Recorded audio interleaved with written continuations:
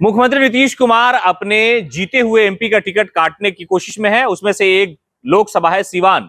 वहां से मौजूदा समय में जनता दल यूनाइटेड की मेंबर ऑफ पार्लियामेंट है कविता सिंह, और कविता के खिलाफ सीवान में नाराजगी है।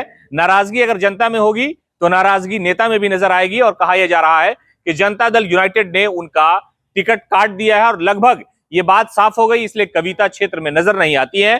कविता को लेकर के कई बार कई तरह की बातें कही गई, लेकिन राजनीति का सबसे मजबूत और दमदार खेल अगर सीवान में शुरू होता है तो कहा जाता है कि वो दिवंगत सांसद मोहम्मद शहाबुद्दीन के परिवार से शुरू होता है। और इस बार उन्होंने यानी उनके परिवार ने इस बात की घोषणा कर दी है कि उनकी तरफ से कोई भी चुनावी मैदान में होगा, चाहे वो हिना शहाब चुनाव लड़े या दिवंगत सांसद मोहम्मद शहाबुद्दीन के जो पुत्र हैं उसामा शहाब वो चुनावी मैदान में हो, वो लोग निर्दलीय चुनाव लड़ने का फैसला ले चुके हैं। आखिरकार इस निर्णय के पीछे कहानी क्या है? आखिरकार शहाबुद्दीन के परिवार ने यह फैसला क्यों लिया कि सीवान से निर्दलीय ही चुनाव लड़ा जाए?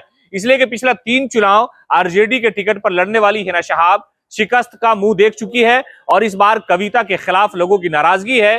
तो हिना शहाब ये चाहती है कि राजनीति की कविता ऐसी गढ़ी जाए कि हर शख्स के जबान पर चढ़ जाए और लोग ये कहने लगे कि सीवान का सांसद कैसा हो, हिना शहाब जैसा हो। और राजनीति में यही सारी मौका और सारे जो राजनीति की सियासत के नजाकत है उसको देख करके लोग निर्णय लिया करते हैं। और हिना शहाब ने जो फैसला लिया है वो इस नजरिए से लिया होगा कि कविता के खिलाफ नाराजगी है, लोग जनता दल यूनाइटेड और एनडीए को वोट नहीं करेंगे, आरजेडी का कोई बहुत मजबूत उम्मीदवार वहां नहीं होगा, हो सकता है कि लेफ्ट के खाते में वो सीट चली जाए तो सीपीआई या सीपीआई-एमएल का कोई नेता वहां उम्मीदवार हो जाएगा। तो ऐसे हालात में अगर दो धड़ा दो तरफ खड़ा होगा तो हिना शहाब चाहेंगी कि राजनीति के बीच का सफर तय करते हुए वो संसद तक पहुंच जाए। इसलिए शायद उन्होंने ये फैसला लिया या उनके लोगों ने ये फैसला दिया उन्हें कि इस बार अगर निर्दलीय आप चुनाव लड़ते हैं, इसलिए कि आरजेडी और शहाबुद्दीन परिवार की जो नाराजगी है वो जगजाहिर है। इस मामले पर हमने जब तेजस्वी प्रसाद यादव से बात की थी वो तस्वीरें आपने देखी कि किस तरह से आरजेडी को लेकर के, तेजस्वी प्रसाद यादव को लेकर के हिना शहाब और हिना शहाब को लेकर के आरजेडी में